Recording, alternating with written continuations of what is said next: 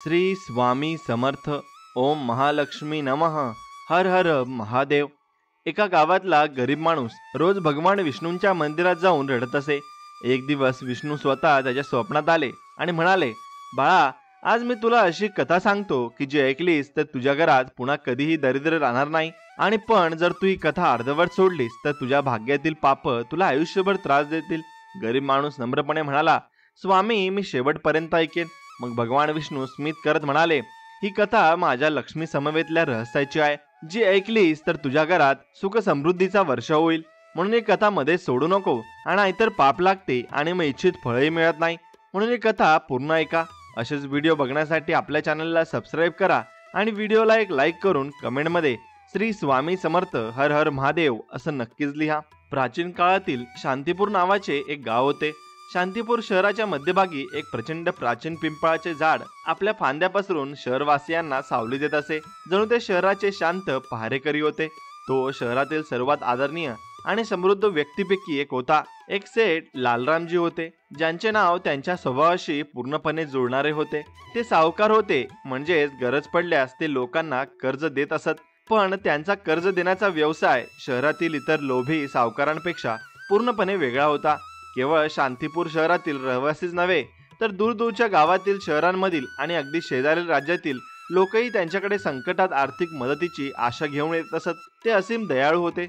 एखाद्याचे दुःख पाहून त्यांचे हृदय मेणासारखे वितळायचे आणि ते त्या व्यक्तीला शक्य तितकी मदत करण्यास तयार असायचे, जरी त्यांना त्यातून कोणताही आर्थिक फायदा मिळाला नसला तरीही. दुसरे म्हणजे ते देवासारखे होते. तो एक धार्मिक व्यक्ती होता आणि त्याच्यावर अढळ श्रद्धा होती. दररोज सकाळी आणि संध्याकाळी प्रार्थना करणे, त्याचा उत्पन्नाचा काही भाग दान करणे आणि सत्संगांना उपस्थित राहणे हे त्याच्या दैनंदिन दिनचर्याचा अविभाज्य भाग होते. एकदा शांतीपूर पासून काही कोस अंतरावर असलेल्या दूरच्या शहरातील नटवरलाल आणि भोणा नावाचे दोन कुख्यात गुंड काही कारणास्तव या गावाजवळून जात होते. ते दोघेही त्यांच्या धूर्तपणा, कपट आणि लोकांना फसवण्याच्या कलेमध्ये पारंगत होते. त्यांचे संपूर्ण जीवन इतरांना मूर्ख बनवण्यात आणि त्यांची मालमत्ता हडप करण्यात आधारित होती. आणि ते शांतीपूर जवळ येताच ते जाताना त्यांना सेठ लालरामच्या प्रसिद्ध प्रामाणिकपणाचा आणि साधेपणाच्या कथा ऐकू येऊ लागल्या. त्यांना काही वाटसरूंकडून, काही चहाच्या दुकानांवरून आणि काही सरायमध्ये राहणाऱ्या लोकांकडून सेठजींबद्दल ऐकू आले. सर्वजण त्यांच्या गुणांचे कौतुक करत होते. हे सर्व ऐकून धूर्त नटवरलालच्या डोळ्यात एक दृष्ट चमक आली. त्याने त्याचा मित्र भोणा, जो स्वभावाने थोडा मंदबुद्धीचा होता पण नटवरलालचा आंधळा भक्त होता, त्याला बाजूला घेतले आणि म्हणाला, भाऊ, मी काय विचार करतोय, काळजीपूर्वक ऐका. हा शांतीपूरचा सेठ लालाराम, ज्याच्या चांगुलपणाबद्दल बोलले जात आहे, आपण त्याचे अनुसरण का करत नाही? त्याच्याकडे जाऊन नशीब का आजमावू नये? कर्जाच्या नावाखाली त्याच्याकडून खूप मोठी रक्कम उकळून ती कधीही परत का करू नये? आणि तो एक साधा माणूस आहे जो देवावर विश्वास ठेवतो, आणि तो आपले काय करू शकतो? भोलेनाथ हा जो नटवरलालच्या सर्व योजनांमध्ये पाठिंबा देत असे, हे ऐकून त्याची जाड मान खाजवत म्हणाला, गुरु, तुम्ही एका युक्तीबद्दल बोलत आहात. अशा मूर्ख आणि निष्पाप लोकांना फसवण्यात एक वेगळाच आनंद आहे. जेव्हा तो इतका धार्मिक असतो आणि तेव्हा तो आपल्या खोट्या गोष्टींना सत्य मानू शकतो आणि आपल्याला सहजपणे पैसेही देईल. नटवरलाल म्हणाला, त्याचा अभिमान विसरून मग चला जाऊया. वाट कशाला बघायची? वेळ वाया घालून काय उपयोग? आपण हेच करतो. आणि आज त्या सेठला आपल्या फसवणुकीचा बळी बनवून त्याची सर्व प्रामाणिकता आणि प्रसिद्धी नष्ट होईल. ही कपटी योजना आखल्यानंतर दोन्ही फसवे त्याचे घाणेरडे कपडे थोडेसे जुळून घेत आणि त्याच्या चेहऱ्यावर अत्यंत नम्रता आणि असहाय्यता दाखवत सेठ लालारामच्या हवेलीकडे निघाले. हवेलीच्या मोठ्या गेटवर पोहोचून त्यांनी द्वारपालला त्याच्या भेटीचा उद्देश सांगितला आणि सेठजींना भेटण्याची परवानगी मागितली. थोड्याच वेळात त्यांना आत बोलवण्यात आले आणि सेठ त्यांच्या ड्रॉइंग रूम मध्ये एका साध्या गादीवर बसून काही हिशोब करत होता. त्यांच्या चेहऱ्यावर ते परिचित सौम्य हास्य आम्हाला दिसले आणि दोन्ही गुंडांनी अतिशय नाट्यमय पद्धतीने सेठजींना नमस्कार केला. जवळजवळ त्यांच्या पाया पडून भोनाने हे डोळे भरून पाहण्याचा प्रयत्न केला आणि म्हणाला, सेठजी, आम्ही दोन्ही भाऊ दूरच्या अज्ञात गावातून खूप आशेने तुमच्या दाराशी आलो आहोत. तुमची कीर्ती आणि दयाळूपणा ऐकल्यानंतरच आम्हाला येथे येण्याचे धाडस मिळाले आहे. नटवरलाल देखील त्याच्या जाड आवाजात सामील झाले आणि म्हणाले, हो सेठजी, आमच्यावर संकटाचा डोंगर कोसळलाय. गेल्या वर्षी आमच्या भागात भयानक दुष्काळ पडला होता. आमच्या संपूर्ण शरीरावर पावसाचा एक थेंबही पडला नाही. पिके सुकली, शेतात एकही धान्य उगवले नाही आणि आमची गुरे भुकेने मरायला लागली आणि आमची मुले निराधार झाली. बोनाने पुढे जाऊन सांगितले की यावेळी भगवान इंद्राच्या कृपेने चांगला पाऊस पडण्याची चिन्हे आहेत. आम्हाला आशा आहे की जर आम्हाला वेळेवर बियाणे आणि अन्न मिळाले तर यावर्षी भरपूर पीक येईल. म्हणूनच आम्ही आमच्या शेतांना पुन्हा हिरवेगार करण्यासाठी, आमच्या कुटुंबाला पोट भरण्यासाठी काही पैसे उधार घेण्यासाठी तुमच्याकडे आलो आहे. आणि सेठने त्यांची संपूर्ण कहाणी अतिशय धीराने ऐकली. त्यांच्या चेहऱ्यावर अविश्वासाचे भाव नव्हते किंवा कोणताही भाव नव्हता. अत्यंत सहानुभूती दाखवत तो काही क्षण गप्प राहिला आणि दोघांकडे पाहत राहिला. जणू काही तो त्यांच्या डोळ्यात पाहून सत्य ओळखण्याचा प्रयत्न करत होता. मग तो शांत आवाजात म्हणाला, अरे भाऊ, संकट कुणावरही येऊ शकते. इतके अस्वस्थ होण्याचे काय कारण आहे? मी तुम्हाला कर्ज मागण्याचे तपशीलवार कारण आणि तुमच्या गावाचा पत्ता विचारलेला नाही. मला हे संपूर्ण जाणून घेण्यात रस नाही. तुम्ही लोक फक्त मला स्पष्टपणे सांगा की तुम्हाला किती पैसे हवे आहेत आणि ते कधीपर्यंत परत करायचे आहेत. माझ्या ठिकाणी व्यवहार अगदी सरळ आणि स्पष्ट आहेत. सेठजींचे अनपेक्षपणे साधेपणा आणि थेट प्रश्नाने दोन्हीही भ्रामक गुप्तपणे खुश झाले आणि त्यांना वाटले की त्यांची योजना यशस्वीरित्या पुढे जात आहे. भोना लगेच म्हणाला, सेठजी, तुमच्या महानतेबद्दल मी ऐकलेल्या सर्व स्तुतींपेक्षा तुम्ही श्रेष्ठ आहात. आम्हाला जास्त पैशांची गरज नाही. आम्हाला फक्त 3 लाख रुपये हवे आहेत आणि आमचे पीक कापणी झाल्यावर, आम्ही धान्य विकले गेल्यावर आम्ही हे कर्ज व्याजासह लवकरात लवकर परत करू. सेठ लालमनने आपला पेन उचलला आणि म्हणाला, ठीक आहे, 3 लाख ही फार मोठी रक्कम नाही, पण भाऊ तुम्ही म्हणलात की आम्ही ते लवकरच परत करू. त्यासाठी लवकरच काही वेळ मर्यादा असेल आणि कोणताही निश्चित कालावधी असेल की नाही? कोणत्याही निश्चित कालावधीशिवाय मी तुम्हाला अंतिम मुदतीशिवाय हे कर्ज देऊ शकत नाही. हे माझ्या तत्वांच्या विरुद्ध आहे आणि प्रत्येक व्यवहारात स्पष्टता असली पाहिजे. अंतिम मुदतीबद्दल सेठचे बोलणे ऐकून नटवरलालच्या धूर्त मनात आणखी एक धूर्त योजना आली. त्याला वाटले की जर त्याने अशी अंतिम मुदत सांगितली जी अजिबात व्यावहारिक नव्हती तर मग सेठ एकतर नकार देईल किंवा त्याच्या फसवणुकीचा बळी होईल. अतिशय धूर्त आणि कपटी आवाजात जणू काही तो खूप तात्विक काहीतरी सांगत आहे. तो म्हणाला, सेठजी, तुम्ही एक शहाणे माणूस आहात. तुम्हाला माहित आहे की कर्ज एक कर्ज असते आणि ते असे ओझे आहे जे आत्म्यावर ओझे म्हणून राहते आणि आम्हाला ते हवे आहे आणि या जन्मातच हे ओझे हलके होऊ द्या. पण दुर्दैवाने जर नशिबाची इच्छा वेगळी असेल आणि आपण या जन्मात हे कर्ज फेडू शकलो नाही तर काय फरक पडतो? पण आपण वचन देतो की आपल्या पुढच्या जन्मात आपण कोणत्याही स्वरूपात असलो तरी व्याजासह आपले हे कर्ज नक्कीच फेडू. असे म्हणत नटवरलालने मोनाकडे पाहिले आणि डोळे मिचकवले. याचा अर्थ असा होता की माझी हुशारी पहा. नटवरलालही आपल्या गुरूंच्या या अद्भुत अंतर्दृष्टीचा अभिमान वाटला आणि दोघेही सेठच्या प्रतिक्रियेचे वाट पाहू लागले. त्यांना वाटले की आता सेठ त्यांना फटकारेल आणि त्यांना पाठवून देईल किंवा त्यांच्या मूर्खपणावर हसतील. पण सेठच्या चेहऱ्यावर हास्य नव्हते. ना तो रागावलेला ना तो हसला. तो काही क्षण गंभीर मनस्थितीत विचार करत राहिला. मग त्याने एक दीर्घ श्वास घेतला आणि अतिशय शांत आवाजात म्हणाला, ठीक आहे, तुम्ही जे बोलता त्यात एक प्रकारचे सत्य आहे. कर्माचा हिशोब जन्मापासून जन्मापर्यंत आणि मृत्यूपर्यंत आपल्या मागे लागतो. तुमच्या या विधानावर आम्ही तुमच्या हेतूंवर मला पूर्ण विश्वास आहे. जर तुम्ही या जन्मात ते भरू शकत नसाल तर पुढच्या जन्मात ते भरा. मला काही हरकत नाही. मग त्याने जवळच्या खात्यांमध्ये व्यस्त असलेल्या त्याच्या कारकुनाला हाक मारली आणि कारकुनची, कृपया येथे या आणि या 2 गृहस्थांच्या नावाने एक नवीन खाते उघडा आणि त्यांना 3 लाख रुपये रोख द्या आणि तिथे रक्कम भरा. हे स्पष्टपणे लिहा की मूळ रक्कम आणि त्यावरील व्याज किंवा संपूर्ण रक्कम दोन्ही पुढील जन्मात परत केले जातील. मुन्शीजी जे वर्षानुवर्षे सेठजींसोबत काम करत होते आणि त्यांच्या प्रत्येक वागण्याशी परिचित होते ते हे ऐकून स्तब्ध झाले. त्यांनी जवळजवळ त्यांच्या हातातून पेन खाली टाकला आणि त्यांनी सेठजींकडे अविश्वासाने पाहिले आणि म्हणाले, पण सेठजी, तुम्ही काय म्हणत आहात? कर्ज पुढच्या जन्मात परत केले जाईल? सेठजी मुन्शीजींना थांबवले आणि ठामपणे म्हणाले, पण काही नाही मुन्शीजी, अनावश्यकतेपणे हस्तक्षेप करू नका आणि मी सांगितल्याप्रमाणे करा. दोघांनाही पैसे द्या आणि त्यांच्या सूचनेनुसार ते खात्यात टाका. मुन्शीजी अनिच्छुक होते आणि त्यांना माहीत होते की सेठजी एकदा निर्णय घेतात की ते त्यातून मागे हटत नाही. त्यांनी असहाय्यपणे मान हलवले आणि म्हणाले, ठीक आहे सेठजी, तुमची इच्छा आहे. सेठजींची प्रतिक्रिया पाहून नटवरलाल आणि भोना स्तब्ध झाले. त्यांचे शब्द ऐकल्यानंतर सेठजी त्यांना फटकारतील असे त्यांना वाटले होते, पण इथे परिस्थिती उलटी झाली होती. सेठने त्यांची अविश्वसनीय अट केवळ स्वीकारली नाही तर त्यांना लगेच पैसे देण्याचा आदेशही दिला. त्यांना त्यांच्या नशिबावर विश्वास बसत नव्हता. त्यांच्या मनात अनेक शंका असताना मुन्शीजींनी एक नवीन खाते उघडले आणि त्याने दोघांनीही बनावटीची नावे आणि पत्ते लिहिले. आणि नंतर कर्जाची रक्कम 3 लाख रुपये लिहिली आणि परतफेडीच्या अटीऐवजी शेटजींच्या सूचनेनुसार ही रक्कम व्याजासह पुढील जन्मात परत केली जाईल असे लिहिले. कागदपत्रे पूर्ण झाल्यानंतर मुन्शीजींनी भोणा आणि नटवरलाल यांना त्यावर सही करण्यास किंवा अंगठ्याचा ठसा उमटवण्यास सांगितले. दोघांनीही आनंदाने त्यावर सही केली. जणू काही त्यांनी मोठा विजय मिळवला आहे.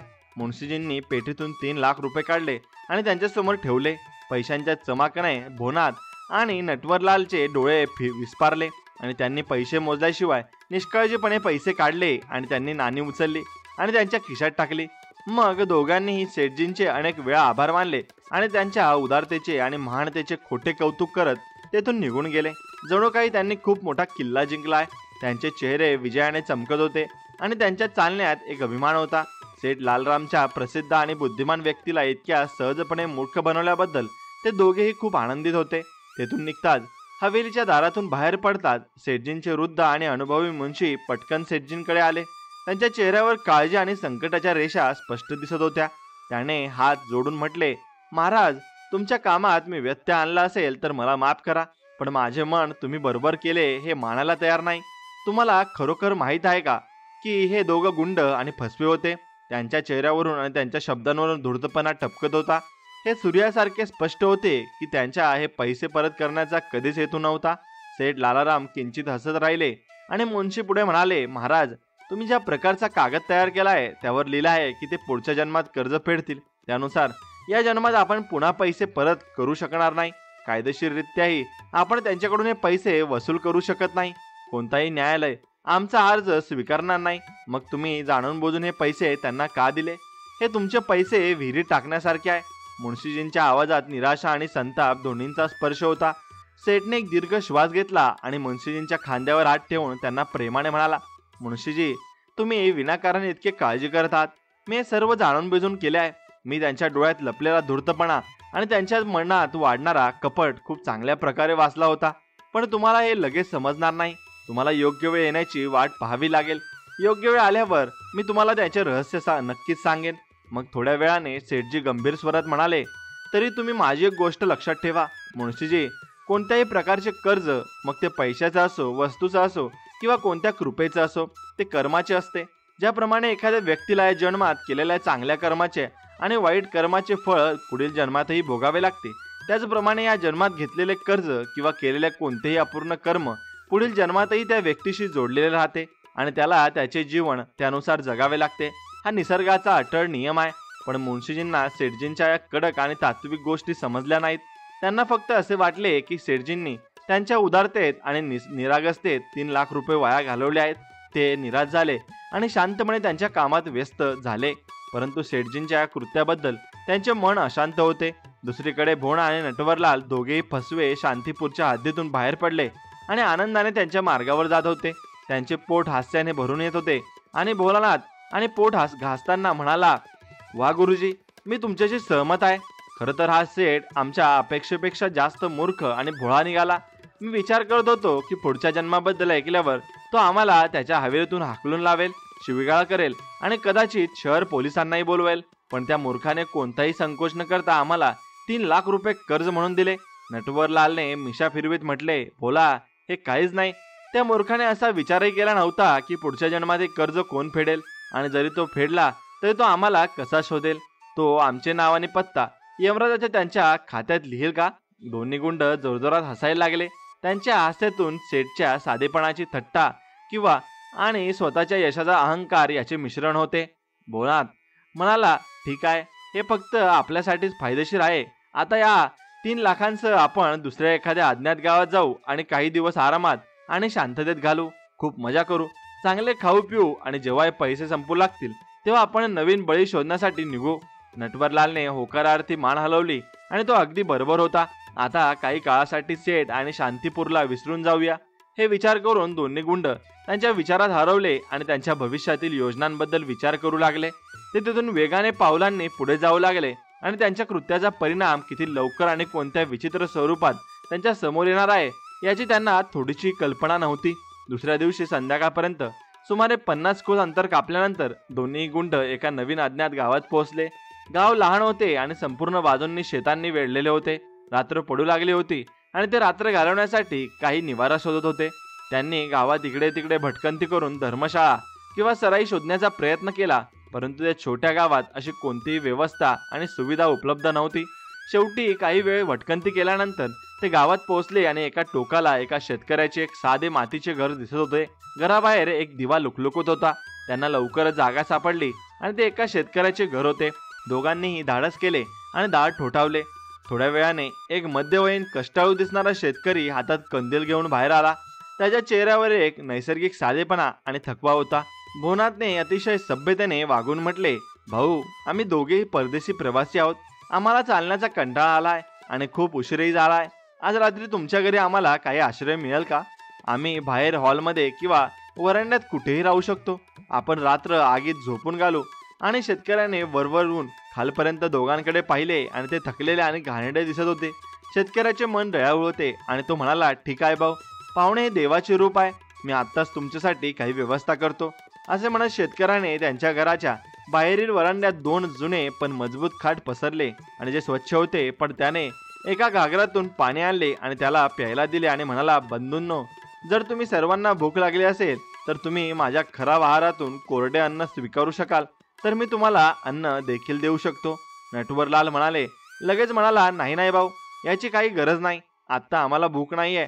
तुम्ही आम्हाला या काळ्या रात्री तुमच्या घरात आश्रय दिलाय, आमच्यासाठी एवढे पुरेसे आहे. तुमचा हा उपकार आम्ही कधीही विसरणार नाही. खरं तर त्यांच्याकडे शेठकडून फसवलेले पैसे होते, ज्याने त्यांनी वाटेत एका ढाब्यावर पोटभर जेवण केले होते.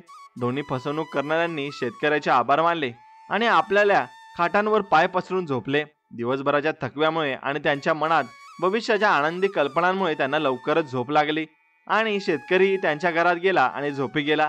मध्यरात्र झाली असावी. सगळीकडे गाढ शांतता होती. फक्त क्रिकेटचा आवाज येत होता. फक्त दूर कुठेतरी कुत्र्याच्या भुंकण्याचा आवाज आणि आवाज शांतता भंग करत होते. अचानक नटवरलाला काही अस्पष्टता ऐकू आले आणि सुरुवातीला त्याला वाटले की हा त्याचा भ्रम आहे किंवा कदाचित वाऱ्याचा आवाज आहे. पण जेव्हा ते आवाज अधिक स्पष्ट आणि नियमित झाले तेव्हा तो घाबरून जागा झाला. त्याचे हृदय काही दुर्दैवाच्या भीतीने धडधडू लागले. जेव्हा नटवरलालला काही अज्ञात भीती वाटली तेव्हा त्याने त्याच्या शेजारी झोपलेला त्याचा मित्र भोणाला हलवून जागे केले.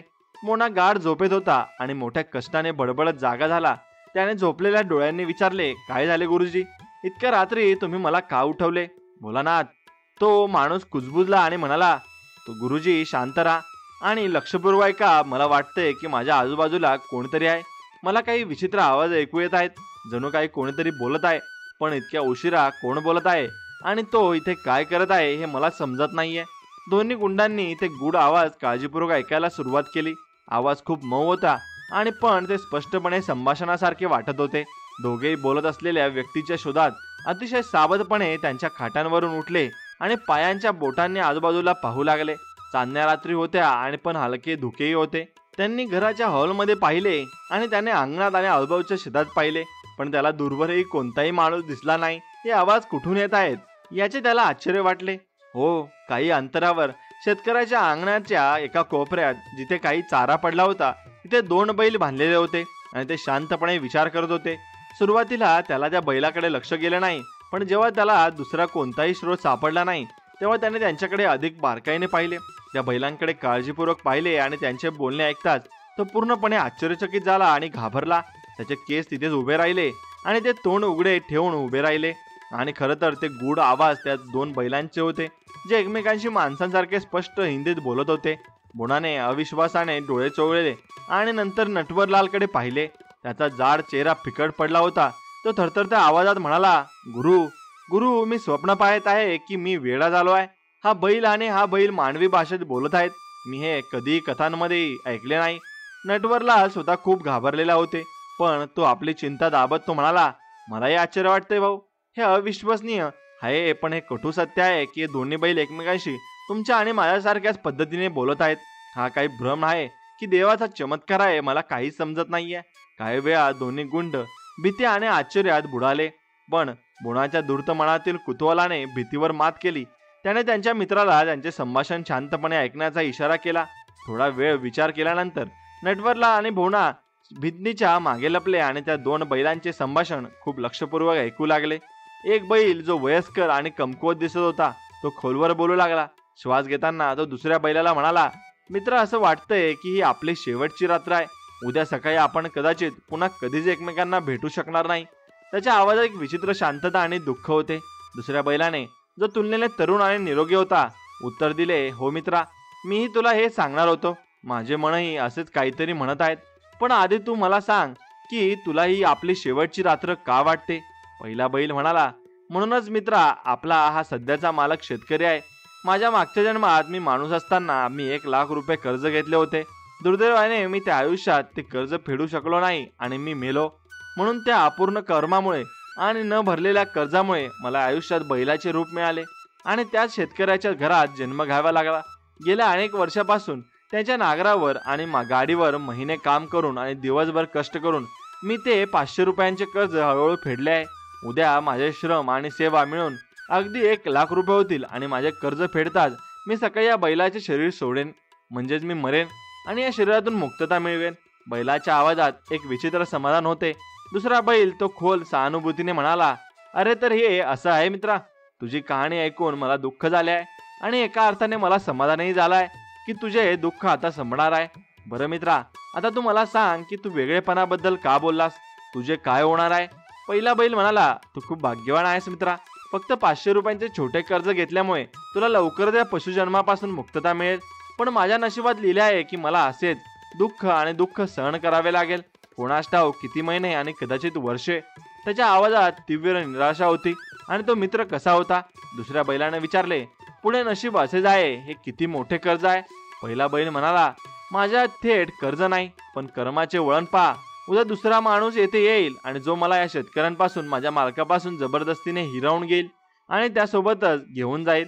आणि मग पुढील काही महिने किंवा कदाचित त्याहूनही जास्त काळ मला त्या नवीन निर्दयी माणसाच्या हातून कठोर छळ सहन करावा लागेल.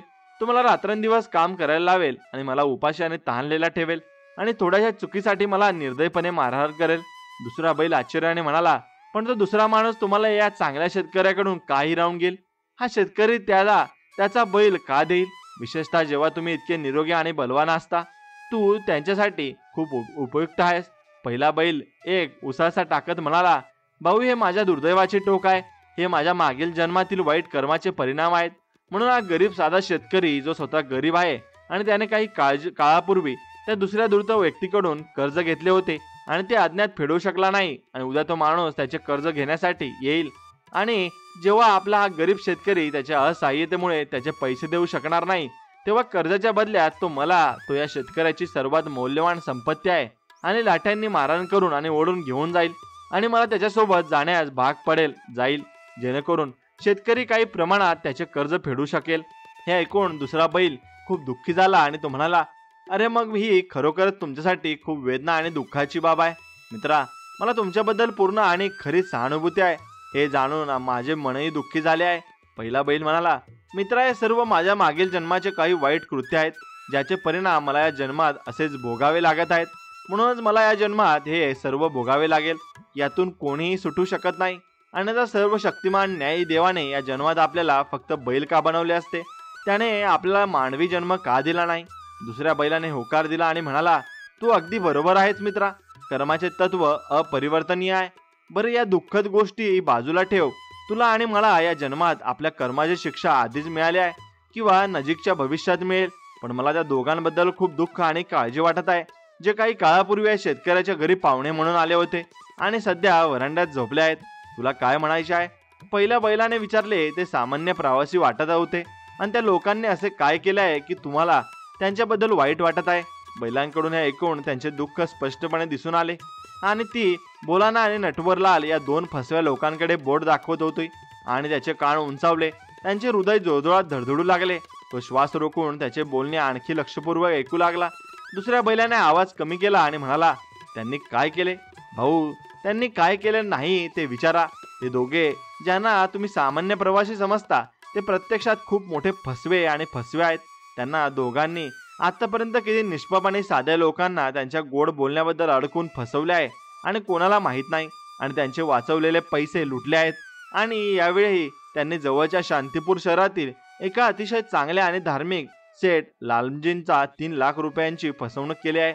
कर्जाच्या बहाण्याने चुना लावून आणि फसवणूक करून ते येथे आले आहेत. त्यांना वाटत आहे की त्यांनी सेठला फसवले आहे आणि आता ते कधीही पकडले जाणार नाही. हे ऐकून पहिल्या बैलाने खोल आणि चिंता व्यक्त केली आणि म्हणाला, अरे खूप वाईट आहे, त्यांनी खूप वाईट काम केले आहे. सेठ देवासारखा आहे, त्यांनी त्याला अशा प्रकारे फसवले आहे. मग हे 3 लाखांचे मोठे कर्ज फेडण्यासाठी त्यांच्या पुढच्या आयुष्यात त्यांना निश्चित त्या सेठच्या गादी किंवा इतर कोणताही भाग वाहून नेणारा प्राणी बनावे लागेल आणि प्रत्येक पैशाची परतफेड होईपर्यंत त्यांना त्या आयुष्यात त्रास सहन करावा लागेल. त्या बैलाची स्पष्ट आणि भयानक भविष्यवाणी ऐकून छुटून आणि नटवरलाल स्तब्ध झाला आणि त्यांच्या पायाखालची जमीन सरकली. त्यांचे शरीर घामाने भिजले आणि तो भीतीने थरथर कापू लागला. बोना नटवरलालच्या थक्क करणाऱ्या स्वरात म्हणाला, गुरु ऐकलंय का? मागच्या जन्माचे एक छोटेसे कर्ज फेडण्यासाठी या 2 बैलांना या जन्मात बैल व्हावे लागले आणि खूप छळ सहन करावा लागला. आणि सेठचे 3 लाख रुपयांचे मोठे कर्ज फेडण्यासाठी जे आपण जाणून बुजून फसवणूक करून घेतली आहे, आपल्याला पुढच्या जन्मात गाढव व्हावे लागेल आणि किती वर्षी त्याचा भार व्हावा लागेल आणि मारहाण सहन करावी लागेल. बोनाच्या डोळ्यातून अश्रू वाहू लागले. 3 लाख गेले तो स्वतः आतून हादरला. कसा तरी स्वतःला सावरत म्हणाला, नाही भाऊ, मी हे कधीच होऊ देणार नाही. आता मी सेठ शांतीप्रसादचे ते कर्ज एका क्षणासाठी माझ्या डोक्यावर ठेवणार नाही. मी त्याचे सर्व पैसे व्याजासह परत करेन आणि आजपासून मी फसवणूक आणि फसवणुकीचा हा व्यवसाय कायमचा सोडून देईन. मी प्रतिज्ञा करतो की मी कठोर परिश्रम करून प्रामाणिकपणे माझे जीवन जगेन आणि माझे उर्वरित आयुष्य गरीब आणि दुःखी लोकांच्या सेवेत घालवेन, जेणेकरून या जीवनात मी केलेले सर्व पाप या जीवनातून धुवून जातील आणि पुढच्या आयुष्यात मला गाढव होण्यापासून मुक्त व्हायला हवे. नटवरलालच्या आवाजात एक दृढ निश्चय होता आणि भोलानाथही लगेच होकार दिला आणि म्हणाला, हो गुरुजी, तुम्ही अगदी बरोबर आहात. मी तुमच्या सोबत आहे. सकाळच्या पहिल्या किरणाने आपण दोघेही शांतीपूरला परत जाऊ आणि प्रत्येक रुपया सेठजींना परत करू. आणि मी शपथ घेतो की आजपासून मी कधीही कोणालाही फसवणार नाही, तर कठोर परिश्रम आणि प्रामाणिकपणे माझा उदरनिर्वाह करेन. यानंतर दोन्ही फसवणूक करणारे आले आणि त्यांच्या खाटेवर झोपले, पण त्यांच्या डोळ्यांपासून झोप दूर होती. झोपल्यानंतरही त्यांना शांती मिळाली नाही. ते रात्रभर त्यांच्या स्वप्नात होते. तिथे दोन्हींना सेठचा संतप्त चेहरा आणि गाढवाच्या रूपात भार वाहून नेणारे स्वतःचे चेहरे दिसत होते. ते पुन्हा पुन्हा भीतीने उठत राहिले आणि जेव्हा सकाळ झाली आणि सूर्याची पहिली किरणे जमिनीवर पडली, तेव्हा दोन्ही ठिकाणी आश्चर्यचकित आणि घाबरलेले किंवा ती शेतकऱ्याचा म्हातारा बैल जो म्हणाला होता की त्याने त्याचे कर्ज फेडले आहे आणि मरणार आहे, तो प्रत्यक्षात त्याच्या जागी मृतावस्थेत पडला होता. त्याच्याजवळ बसलेला शेतकरी रडत होता आणि दुःखी होता, कारण तो बैल त्याच्यासाठी फक्त एक प्राणी नव्हता, तर त्याच्या कुटुंबातील सदस्यासारखा होता आणि त्याच्या उदरनिर्वाहाचा आधार देखील होता. बोलाना थरथरत्या आवाजात नटवरलाला म्हणाले, गुरु, त्या दोघांकडे पहा. बैलाचे शब्द पूर्णपणे खरे ठरले. त्यापैकी एक खरोखरच मरण पावला. तो आता त्याच्या मागील जन्माच्या मालकाच्या कर्जातून पूर्णपणे मुक्त झालाय. नटवरलालनेही एक दीर्घ श्वास घेतला आणि म्हणाला, हो बोना, हे पाहिल्यानंतर माझा विश्वास आणखी दृढ झाला आहे की कर्माचा हिशोब अटळ आहे. आपण आता एक क्षणही वाया घालवू नये. फक्त काही वेळ गेला होता आणि दोघेही शेतकऱ्याला सांत्वन देण्याचे धाडस करू शकले नाहीत. तेव्हा अचानक एक रागावलेला आणि कठोर दिसणारा माणूस तिथे आला. तो थेट शेतकऱ्याकडे गेला आणि मोठ्या आवाजात म्हणाला, अरे शेतकरी, तू मला कधीपर्यंत टाळत राहणार आहेस? तू अजून माझे कर्ज फेडले नाहीस, तू ते सोडले नाहीस. मी तुला खूप वेळ दिला, तू खूप उदारता दाखवली आणि दिली, पण तू माझ्या सभ्यतेचा अन्याय आणि फायदा घेतलास. आता तुला त्याचे परिणाम भोगावे लागतील. आज मी तुझा दुसरा निरोगी बैल माझ्यासोबत घेऊन जात आहे. मी माझे कर्ज वसूल करण्यासाठी तो विकेन. शेतकऱ्याने विनवणी केली, सेठजी, माझ्यावर दया करा. मी लवकरच तुमचे कर्ज एका पैशाने फेडेल आणि कृपया माझा बैल सोडून द्या. पहा, आज सकाळीच माझा एक बैल मरण पावलाय. माझ्यावर एवढी मोठी आपत्ती आली आहे. मी गरीब आहे, माझ्यावर थोडी दया करा. पण त्या माणसाने शेतकऱ्याच्या असहाय्यतेवर कोणतीही दया दाखवली नाही. क्रूरपणे त्याने शेतकऱ्याचा दुसरा जिवंत बैल आपल्या सोबत नेला. त्याला जाड काठीने मारहाण केली आणि तो ओढून नेला. शेतकऱ्यांनी असहाय्यपणे पाहत राहिला आणि असहाय्यपणे रडू लागला. नटवरलाल आणि बोना हे दोन्ही फसवणूक करणारे हे संपूर्ण हृदयद्रावक प्रसंग स्वतःच्या डोळ्यांनी पाहत होते. त्या रात्री बैलांच्या संभाषणातील प्रत्येक शब्द त्यांच्या कानात घुमत होता. त्यांना त्यांच्या मनात जे काही थोडीशी शंका उरली होती ते आता पूर्णपणे नाहीसे झाले होते. त्या क्षणी त्यांनी त्यांच्याकडे असलेले जे काही छोटेसे सामान घेतले आणि शेतकऱ्याला काही न बोलता ते शांतीपूरला निघून गेले. आता त्यांची एकमेव ध्येय म्हणजे सेठला पैसे परत करणे आणि त्यांच्या पापांचे प्रायश्चित करणे. प्रायश्चित करावेच लागले आणि एक दिवस आणि एक रात्र भुकेले, तहानलेले आणि थकलेले, पण एका विचित्र शांती आणि दृढ निश्चयासह दोन्ही गुंड शेठच्या हवेलीत पोहोचले. यावेळी त्यांच्या चेहऱ्यावर कोणताही धूर्तपणा किंवा कपट नव्हता. तर खरा पश्चाताप आणि भीती होती. दोघेही जवळजवळ शेठजींच्या बैठकीच्या खोलीत धावले आणि जिथे शेठजी अजूनही काही कामात व्यस्त होते ते शेठजींच्या पाया पडले आणि म्हणाले, शेठजी, शेठजी, कृपया आम्हाला वाचवा. आम्हाला पापाच्या या खोल खड्ड्यात पडण्यापासून वाचवा. आमच्यावर दया करा. त्यांच्या आवाजात खरा भ्याडपणा होता. त्यांना असे पाहून शेठला धक्का बसला. त्याने शांत आवाजात विचारले, अरे भावांनो, तुम्ही दोघे कोण आहात आणि तुम्ही इतके घाबरलेले का आहात? काही अनुचित घडले आहे का? नटवरलाल रडत म्हणाले, तुम्ही आम्हाला इतक्या लवकर विसरलात का शेठजी? आम्ही तेच दुर्दैवी भोलानाथ आणि नटवरलाल आहोत ज्यांनी काल तुमच्याकडून 3 लाख रुपये कर्ज म्हणून घेतले होते.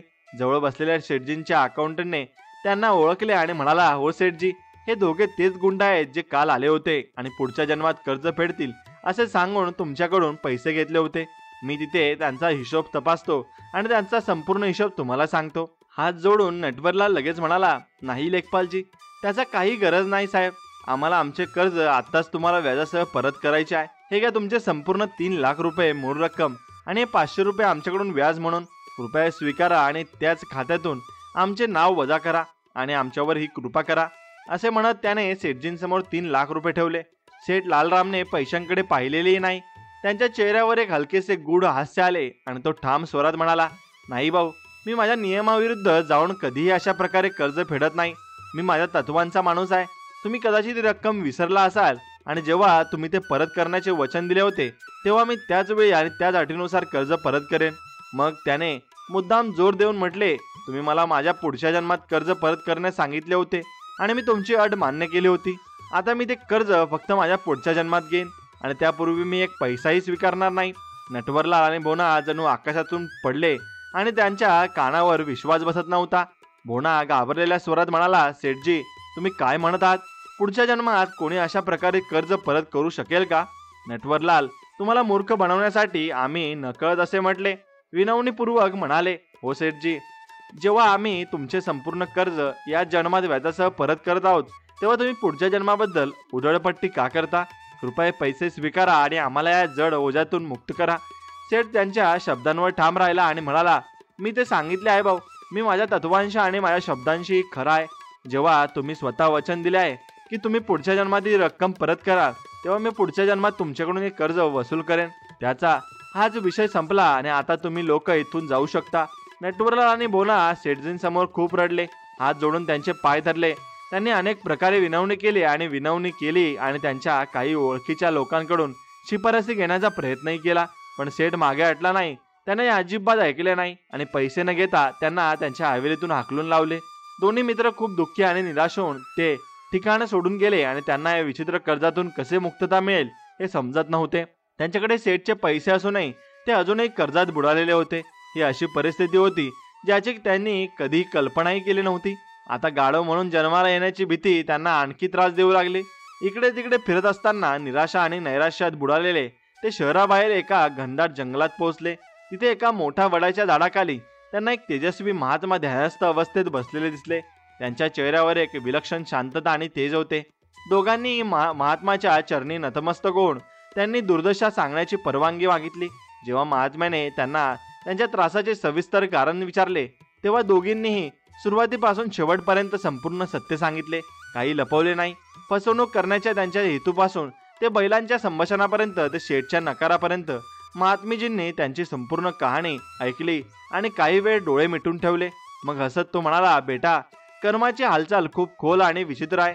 सेठ हा सामान्य माणूस नाही, तो एक धार्मिक आत्मा आहे आणि त्यांच्या तत्वांनी समृद्ध आहे. पण काळजी करू नकोस, प्रत्येक समस्येचे निराकरण असते. मग महात्मेजींनी त्यांना तपश्चर्या करण्याचा आणि सेठजींचे कर्ज फेडण्याचा अप्रत्यक्ष मार्ग सांगितला आणि जीवन, कर्म आणि धर्माशी संबंधित काही शहाणपणाच्या गोष्टी सांगायला सुरुवात केली. तो म्हणाला, बेटा, या ठिकाणापासून पूर्वेकडे फक्त एक मैल पुढे एक लहान गाव आहे आणि तिथे पोहोचल्यावर तुम्हाला सेठजींचे कर्ज फेडण्याचा, देवावर विश्वास ठेवण्याचा आणि चांगले कृत्य करण्याचा काही ना काही योग्य मार्ग आपोआप दिसेल. महात्माजींच्या गूढ शब्दांवर विश्वास ठेवून आणि त्यांच्या चरणी पुन्हा नमस्कार करून दोन्ही कपटी महात्माजींनी सांगितलेल्या दिशेने पुढे जाऊ लागले. त्यांच्या मनात एक नवीन आशा निर्माण झाली आणि सुमारे 1 मैल अंतर कापल्यानंतर ते महात्माजींनी सांगितल्याप्रमाणे एका लहान गरीब दिसणाऱ्या गावात पोहोचले. त्या गावात प्रवेश करतात त्यांना जे दृश्य दिसले ते खूपच दयनीय होते. त्या गावात पाण्याच्या कायमस्वरूपी आणि सहज उपलब्ध स्रोत नव्हता. विहीर किंवा तलाव नव्हता. आणि जवळपास कोणतीही नदी आणि किंवा धबधबा वाटत नव्हता। त्यामुळे संपूर्ण गाव पाण्यासाठी खूप त्रास होत होता आणि महिला आणि मुलांना त्यांच्या पिण्याच्या पाण्याची गरज भागवण्यासाठी दररोज 5 किंवा त्याहून अधिक मैल चालत दुसऱ्या गावात किंवा नदीत जावे लागत असे। त्याचे घागर बहुतेक रिकामे होते आणि पाण्याअभावी त्यांचे चेहरे फिके पडले होते। जमीन कोरडी आणि ओसाड होती। त्या ठिकाणाची स्थिती पाहून त्या प्रतिष्ठित साधूचे शब्द अचानक नटवरलाल यांच्या मनात आले की तुम्हाला उपाय आपोआप दिसेल। तो काही काळ गंभीर मनस्थितीत विचार करू लागला की जर येथे पाण्याचा कायमचा स्रोत निर्माण झाला तर ते केवळ या गावकऱ्यांनाच नव्हे तर कदाचित या पुण्य कर्माद्वारेच आपले विचित्र ऋण फेडू शकते। गावाची दुर्दशा पाहून दुःखी झालेल्या भोणाला तो लगेच उत्साहित स्वरात म्हणाला, हे गुरुजी, मला वाटते की सेठचे ते अनोखे ऋण फेडण्याचा एक चांगला मार्ग माझ्या मनात आला आहे आणि कदाचित महात्माजींनी याकडे इशारा करत असतील। भोलादने आश्चर्याने विचारले, गुरुजी, खरा मार्ग कोणता आहे? मला लवकर सांगा, मी या अवस्थेतून मुक्त होऊ शकत नाही। नटवरलाल भोणाच्या कानाजवळ वाकला आणि हळूहळू कुजबुजत त्याला त्याची संपूर्ण योजना समजावून सांगू लागला। नटवरलाल भोणाची योजना सांगत राहिल्याने त्याच्या चेहऱ्यावरील भाव बदलले आणि निराशेचे ढग दूर होऊ लागले आणि त्यांच्या चेहऱ्यावर आशा आणि उत्साह चमकू लागला आणि योजना ऐकताच भोणाचा चेहराही उजळून निघाला। दोघांनी वेळ न घालवता योजनेवर काम सुरू केले। त्यांनी कुठून तरी 2 मजबूत कुबड्या आणि इतर काही आवश्यक साधने उधार घेतली। त्यांनी गावाच्या मध्यभागी अशी जागा निवडली जिथे जमीन थोडी मऊ होती आणि पाणी येण्याची शक्यता जास्त होती। दोघांनी पूर्ण समर्पणाने आणि कठोर परिश्रमाने जमीन खोदण्यास सुरुवात केली। ते दिवस रात्र सकाळी आणि संध्याकाळी न थांबता जमीन खोदत राहिले। फक्त थोडे कोरडे अन्न खाल्ले आणि थोडी विश्रांती घेतली आणि त्यांना इतके अथक काम करताना पाहून गावकरी आश्चर्यचकित झाले, परंतु कोणीही त्यांना थांबवण्यास सांगितले नाही। नटवरलाल आणि भोणा यांनी त्यांच्या योजनेबद्दल कोणालाही काही सांगितले नाही। त्यांचे शरीर घामाने भिजले होते आणि त्यांच्या हातांना फोडे आले होते, पण त्यांच्यात आणि त्यांच्या पापांचे प्रायश्चित करण्याची आणि सेठच्या कर्जातून मुक्त होण्याची तीव्र इच्छा होती। आणि 1 महिन्याच्या सततच्या कठोर परिश्रमानंतर ते सुमारे 50 फूट खोल विहीर खोदण्यात यशस्वी झाले। आणि एके दिवशी जेव्हा नटवरलाल यांनी संपूर्ण ताकदीने कुदळाचा वापर केला तेव्हा खालून गोड पाण्याचा स्वच्छ प्रवाह बाहेर पडला आणि त्यांच्या आनंदाला सीमा नव्हती। हळूहळू त्यातून पाणी येऊ लागले आणि त्यानंतर त्यांनी गावातील एका मेकॅनिकला बोलावले आणि सेठकडून पैसे घेतले।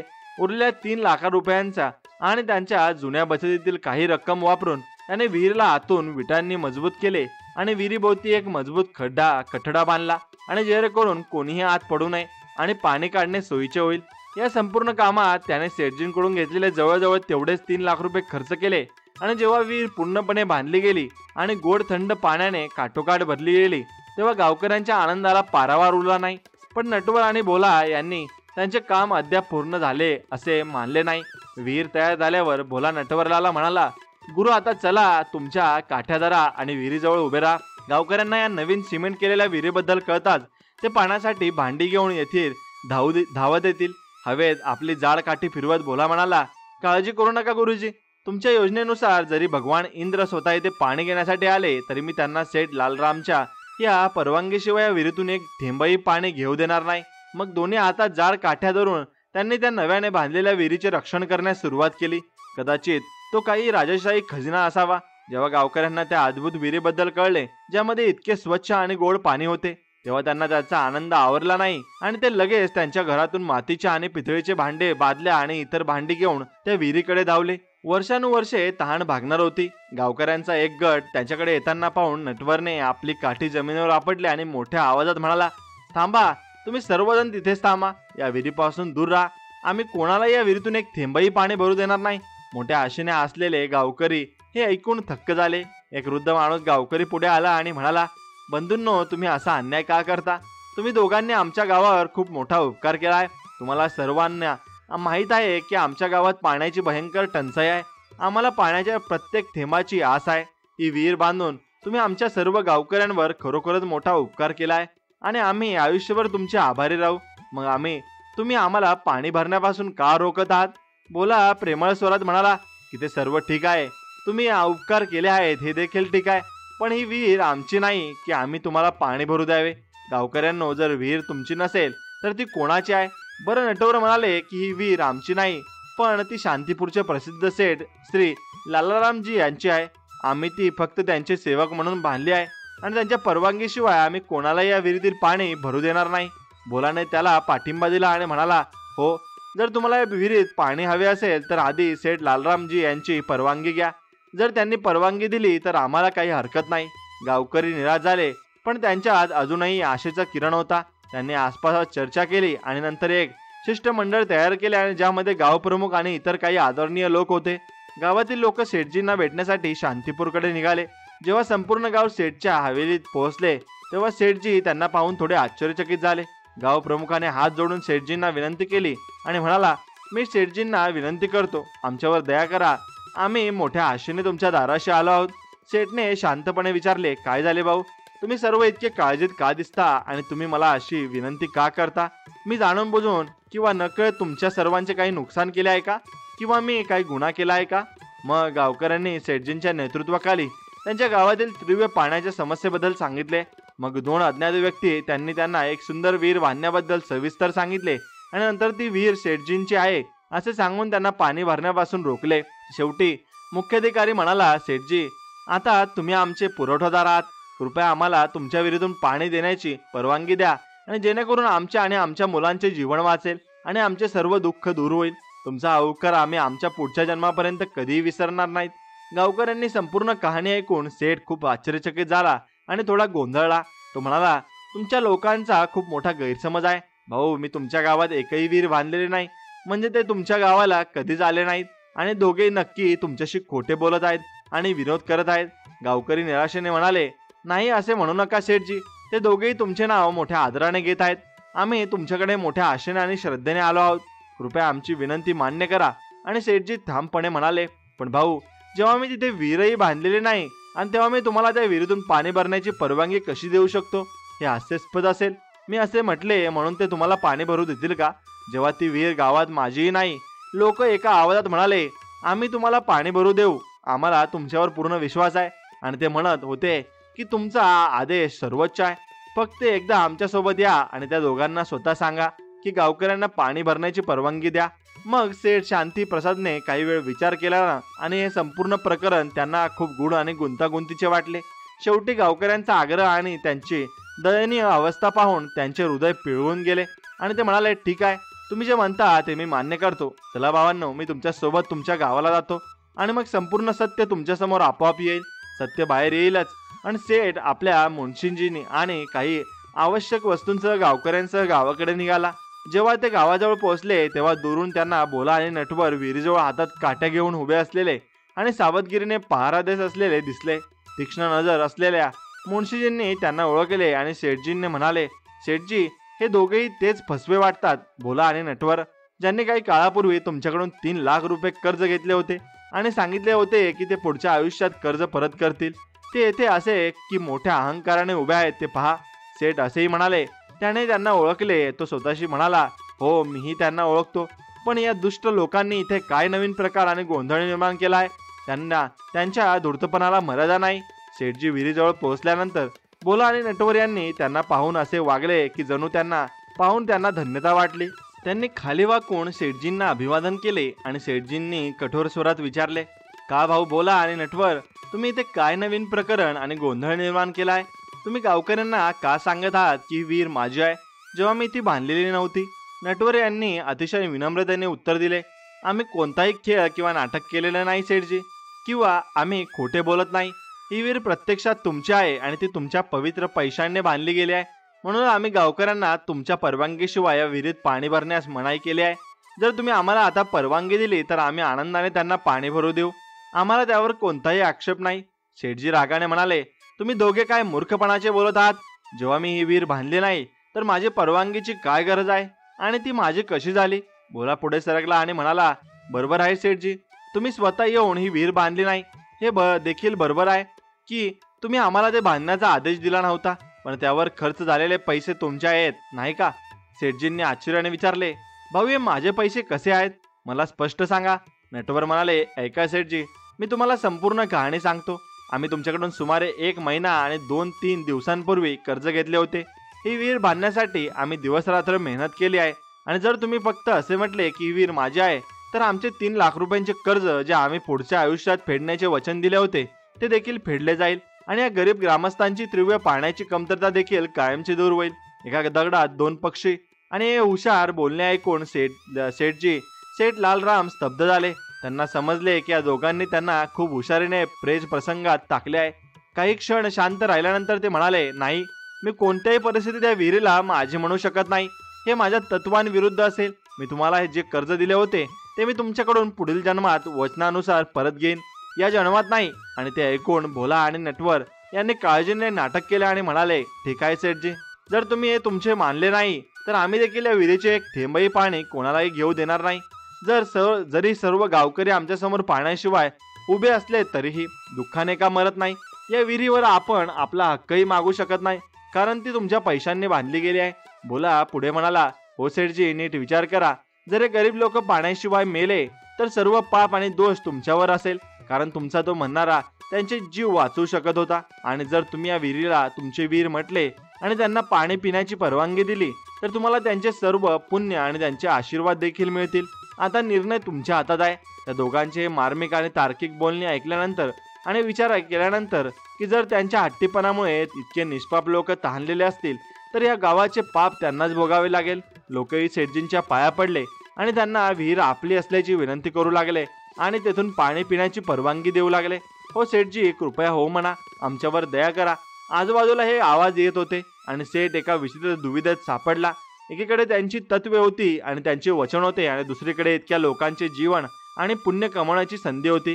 काही वेळ खोल विचारात मग्न राहिल्यानंतर त्यांच्या चेहऱ्यावर हलकेसे हास्य आले आणि तो म्हणाला, ठीक आहे भाऊ, तुम्ही दोघे हुशार लोक आज जिंकलात आणि मी हरलो. तुमच्या अद्भुत तर्क आणि तुमच्या युक्तीपुढे मी नतमस्तक आहे. आजपासून मी ही विहीर माझी मानतो आणि मी तुम्हा दोघांनाही तुमच्या 3 लाख रुपयांच्या कर्जातून पूर्णपणे मुक्त करत आहे. जा आणि गावकऱ्यांना सांगा की त्या विहिरीतून मनापासून पाणी काढू शकतात. हे ऐकून गावकरी आनंदित झाले आणि सेठच्या स्तुतीसाठी घोषणा देत घरातून भांडे आणण्यासाठी धावले. विहिरीवर उत्सवाचे वातावरण होते. गावकरी निघून गेल्यावर सेठ भोला आणि नटवरलालकडे पाहिले आणि म्हणाले, बंधूंनो, हे सर्व ठीक आहे. तुम्ही माझ्या तत्वांचे उल्लंघन न करता आणि त्यांचा आदर न करता माझे कर्ज ज्या अद्भुत हुशारीने आणि बुद्धिमत्तेने परत केले आहे त्याबद्दल मी तुमच्या बुद्धिमत्तेचे कौतुक करतो.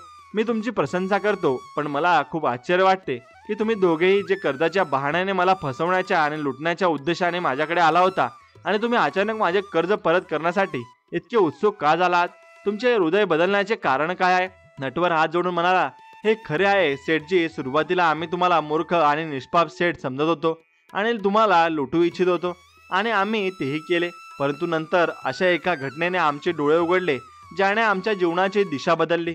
मग भोला शेतकऱ्याच्या घरी राहिला आणि ते रात्री दोघे बैलांचे गूढ संभाषण ऐकत होता आणि बैलाच्या मृत्यूची, दुसऱ्याच्या मृत्यूची आणि त्या सर्व घटनांमुळे निर्माण झालेल्या भीतीची आणि पश्चातापाची संपूर्ण कहाणी काही लपून न ठेवता सेठ आणि मुन्शीजींना सविस्तरपणे सांगितली. संपूर्ण कहाणी ऐकून सेठ आणि मुन्शीजी दोघेही स्तब्ध झाले. सेठजींनी एक दीर्घ श्वास घेतला आणि म्हणाले, खरंच कर्माचा वेग अनंत आहे आणि देवाचा खेळ विचित्र आहे. तुम्हाला योग्य मार्ग दाखवण्यासाठी त्याने किती अद्भुत योगायोग निर्माण केला आहे. काही वेळातच सर्व गावकरी आपापली भांडे घेऊन विहिरीजवळ आले आणि एकमेकांना आनंदाने मदत करत पाणी भरू लागले.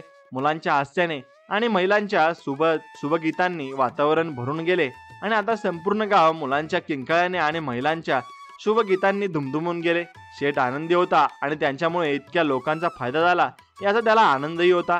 भोला आणि नटवर देखील खूप आनंदी आणि शांत होते, कारण त्यांच्या डोक्यावरून कर्जाचे बोजे उतरले होते आणि त्यांच्या पापांचे प्रायश्चित झाले होते. या अविस्मरणीय घटनेनंतर भोला आणि नटवर यांनी फसवणूक आणि फसवणुकीचा व्यवसाय कायमचा सोडून दिला. तो एकाच गावात स्थायिक झाले आणि कठोर परिश्रम करून प्रामाणिकपणे आपले जीवन जगू लागले. त्यांच्या आयुष्यात एक खरा आणि कायमचा बदल आला होता आणि सेठ लालारामजी म्हणून ओळखली जाणारी ती वीर वर्षानुवर्षे त्या गावाची जीवनरेखा राहिली. माणूस कलियुगात असो किंवा सत्ययुगात त्याला त्याच्या गावात राहणे कठीण वाटते. माणसाच्या त्याच्या कर्माची किंमत मोजावी लागते आणि माणसाला त्याच्या कर्मानुसार त्याच्या कर्माचे फळ भोगावेच लागते. हा जगाचा नियम आहे. म्हणून चांगले कर्म करण्याचा आणि वाईट कर्म टाळण्याचा सल्ला दिला जातो. देवाच्या घरात विलंब होतो पण अन्याय होत नाही. आपण लहानपणापासून ही म्हण ऐकत आलो आहोत, कारण आपल्या वडिलांनी आपल्याला जे सांगितले त्यावर आपण विश्वास ठेवला. पण त्याचा खरा अर्थ काय आहे हे तुम्ही तुमच्या जीवनातील अनुभवांवरून शिकला असाल. जेव्हा देव एखाद्या व्यक्तीच्या कर्माचा हिशोब घेतो तेव्हा काय होते आणि एका छोट्या कथेतून समजून घ्या. 2 व्यक्ती त्यांच्या मृत्यूनंतर देवाच्या घरी आल्या आणि त्या दरबारात पोहोचले आणि जिथे त्यांचा कर्माचा हिशोब करायचा होता देवाने चित्रगुप्त सांगितले की या दोन्ही व्यक्तींच्या नश्वर जगातून त्यांच्या हिशोबाचे बुद्धिबळाचे पाटे आण आणि दोन्ही व्यक्तींच्या बुद्धिबळाचे पाटे आणले गेले तेव्हा असे आढळून आले की आता जो बेईमान आहे तो पूर्वी खूप प्रामाणिक होता आणि त्याने इतकी चांगली कृत्य केली होती आणि तो इतका प्रामाणिक होता की त्याला मोठे भाग्य मिळवायचे होते। पण त्याचे भाग्य साध्य होण्यापूर्वी जेव्हा शेवटची परीक्षा आली तेव्हा त्याने आपला संयम गमावला आणि तिथून पुढे त्याने आपल्या जीवनाचा मार्ग बदलला आणि अप्रामाणिक जीवन स्वीकारले। आता त्याला मिळणारे नशीब इतके कमी झाले होते की त्याला फक्त 10,000 रुपये असलेले पॅकेट सापडले आणि जर आपण त्याच्या नशिबात पाहिले तर अप्रामाणिकपणाचा मार्ग स्वीकारल्याने त्याच्या नशिबावर परिणाम झाला। म्हणूनच देवाची इच्छा असली तरी तो त्याला आणखी काही देऊ शकला नाही, कारण देवही निसर्गाच्या नियमापुढे असाही आहे। आता दुसऱ्या व्यक्तीची पाळी होती आणि जी खूप प्रामाणिक होती। जेव्हा त्याचा हिशोब तपासला गेला तेव्हा असे दिसून आले की तो आधी खूप प्रामाणिक होता आणि त्याच्या अप्रामाणिकपणामुळे त्याला कठोर शिक्षा होणार होती। पण शिक्षा मिळण्यापूर्वी त्याला त्याचे जीवन सुधारण्याची शेवटची संधी मिळाली आणि त्याने ती संधी वापरली। त्याने ते स्वीकारले आणि प्रामाणिक जीवनशैली स्वीकारून स्वतःला सुधारले। नंतर त्याची सर्व शिक्षा एका फक्त काट्याच्या टोचण्या इतकीच कमी झाली। त्याला टोचलेला काटा त्याच्या प्रामाणिकपणाचा परिणाम नव्हता, उलट त्याच्या मागील अप्रामाणिक जीवनासाठी फक्त तीच परीक्षा आणि शिक्षा उरली होती। देव प्रत्येक वाईट व्यक्तीला सुधारण्याची संधी देतो आणि प्रत्येक चांगल्या व्यक्तीच्या चांगुलपणाची परीक्षा देखील घेतो।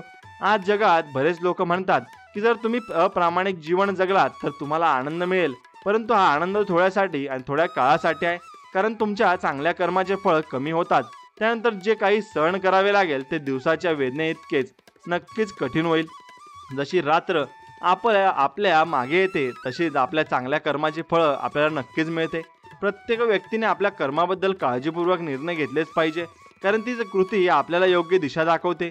निसर्गाचा नियम आहे की दिवसानंतर रात्र येते आणि रात्रीनंतर दिवस येतो, हे चक्र चालू राहते। त्याचप्रमाणे हा देखील एक निश्चित नियम आहे की आपल्याला चांगल्या कर्माचे फळ आणि वाईट कर्माचे वाईट फळ किती वेळ लागला तरी नक्कीच मिळते।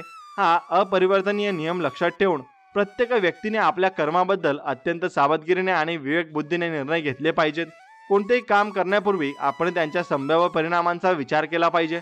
आपण स्वतःला विचारले पाहिजे की हे कृत्य धर्म आणि नैतिकतेनुसार आहे का आणि हे कोणाचेही नुकसान करणार नाही का।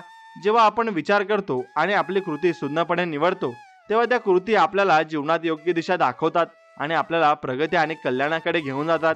मित्रांनो, आजसाठी एवढेच। व्हिडिओला लाईक करा आणि शेअर करायला विसरू नका आणि एक छान कमेंट द्या। तुम्हाला तुमचा एक लाईक आणि शेअरने हे ज्ञान अधिक लोकांपर्यंत पोहोचू शकते आणि त्यांच्या जीवनात सकारात्मक बदल आणू शकते। आणि अशा माहितीपूर्ण आणि प्रेरणादायी व्हिडिओ पाहण्यासाठी आपल्या चॅनलला सबस्क्राईब करा आणि नोटिफिकेशन बेल देखील दाबा, जेणेकरून तुम्ही कोणताही व्हिडिओ चुकू नये। स्वतःची आणि तुमच्या प्रियजनांची काळजी घ्या। धन्यवाद।